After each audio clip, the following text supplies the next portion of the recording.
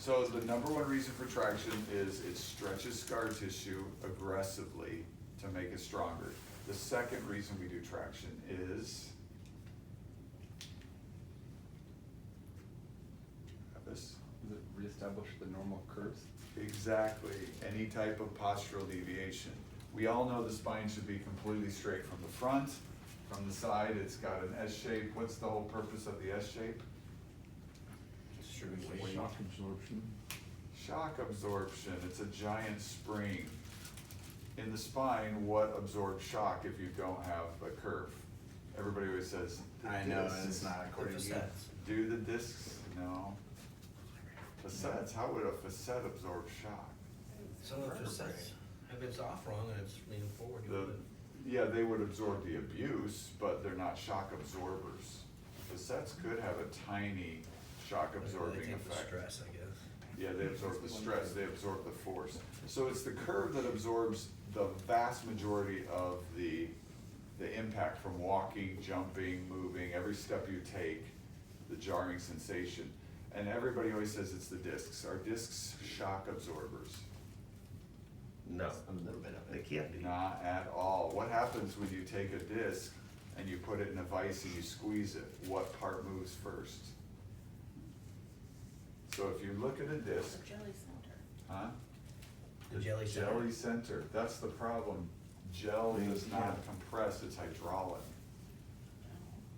It can bulge outward and it doesn't. Do you know what happens when they actually take pictures of it and they go brr, brr, brr? The vertebrae. The end plates cave in. Because remember, the inside of the vertebra is trabecular bone. It's a lattice work and that can absorb. So when you smash a disc, the disc does bulge outward, you're correct, but the jelly center goes down into the bone and you start fracturing end plates before the disc ever ruptures. So the end plates, so what they did is they injected dye into the nucleus and then they would watch, and this thing did not squish or go outward like that. It stayed very symmetrical and the vertebra came together as the end plates bowed and the disc bulged outward. Does that make sense? Did I explain that okay? So, it's a bad shock absorber, and if your spine is straight, if it has no curve to it, where's the shock absorption occurring? In the end plates. But if you have the curve absorbs 90% of the shock. And so what they found is the straighter your spine gets, the faster the discs get damaged and wear out. So what happens is you end up damaging the end plates from the abuse that should be absorbed by this curvature of the spine. The end plates get cracked and damaged. And remember, the end plates have a lot of blood vessels, and that's to get the nutrition. The disc doesn't need a lot of nutrition, but it does need some because it has to replenish the proteoglycans. The proteoglycans do what? Bring in water. They're hydrophilic. They don't bring in water, they hold it. They attract water. They're this giant molecule that is super hydrophilic and it keeps the water in the disc. And as they get damaged over time, your body has to rebuild them and replace them. And it can only do it through the capillaries in the end plates. So when the end plates get thicker and thicker with cortical bone, they lose their ability to provide nutrition to the nucleus pulposus. The nucleus pulposus loses its proteoglycans, water is allowed to diffuse out of it, and that's ultimately what leads to disc failure and collapse, right? But there's a direct correlation between the straightness of the spine and disc degeneration. In fact, it's a super strong correlation. When they look at it, it's 19 times faster degeneration in a straightened area of the spine than in a curved area of the spine. So the process is this: trauma occurs, it damages the ligaments. The ligaments control alignment, not the muscles. The muscles do play a role, it's ligaments and muscles together. The alignment changes, the scar tissue forms, and it's a combination of altered biomechanics because the scar tissue has altered biomechanics, and a change in the positioning, so the constant force changes, the loss of the curve occurs, and that's ultimately what causes the degradation of the joint. Every step you take, remember, you've got bone and cartilage all the way up to your hip socket. Then it goes into the SI joint, and the SI joint is what? What's the SI joint? Half of two different ones, I forgot. Sacroiliac. Your sacroiliac joint, it's two plates that go together like this. It's the only rough cartilaginous joint in your body. If you look at it, it's mountains and valleys. So it's peaks and ridges, and they're perfectly symmetrical, they line up. So every time you take a step, the SI joint is lined up a certain way to absorb the initial jolt. It goes and grinds, and it catches because it's rough, so it won't slide. The biggest ligaments in your body crisscross the SI, the biggest ligaments in your body crisscross the SI joint from all different angles.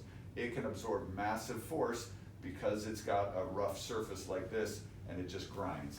And it only moves, what's the most the SI joint can move? 4 millimeters max. It's usually 1 to 3 millimeters, so it's just got that little jolt. So the initial jolt, when I take a step, it hits that and it goes bam, bites really hard, and then it gets transferred into the spine. And the research says, and I can find it if you want it, but it says if you fuse the SI joint, the arthritis spreads, you're going to have an increased odds of lumbar degenerative disc disease because you just took away that initial hard jolt, and then the lumbar curve takes over and starts absorbing the force, and it just transfers all the way up, dissipating the energy all the way to your head.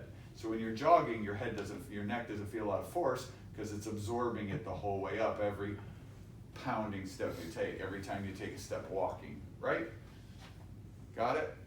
Okay, makes sense? So the key thing with traction is it does both. That's why traction is so amazing, because it addresses the scar tissue problem. Remember the 4 negatives of scar tissue. It addresses the strength and alignment, but it addresses the strength of the joint plus the alignment of the joint, and it can improve both, which gives the patient the best. There's nothing better. That's why if you're, some of the chiropractors who do the once-a-week adjustment for life, that's a good thing because it addresses the integrity of the joint and the quality of the scar tissue.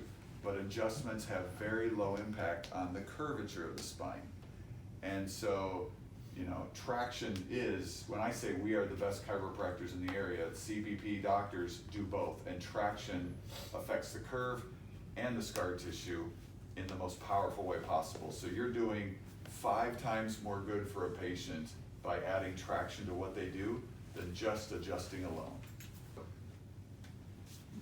Our goal is to, when you do traction, you have 2 reasons to do traction. So if a patient comes in and they have a perfect curve in their neck, would we do traction on them? If they got a bulging disc, yes. Yeah, you could still do it. Is it going to be as effective as someone who has a reverse curve and a bulging disc or damage to the neck? I think so. No, because in one, you're fixing the curve, which is, in one, they're a much severe case. Well, it's like- Right. So the point I was trying to make is, even if they have a normal curve in the low back, sometimes you'll see a normal curve, traction it anyway, because it's still beneficial. It's not critical, but it's beneficial. You're not gonna change the curve any, but You don't want to, and you would You monitor would it. stretch the ligaments and strengthen them. Yeah. Remember, traction is not traumatic. It's not trauma. It's stressful, but it doesn't go beyond any anatomical limits.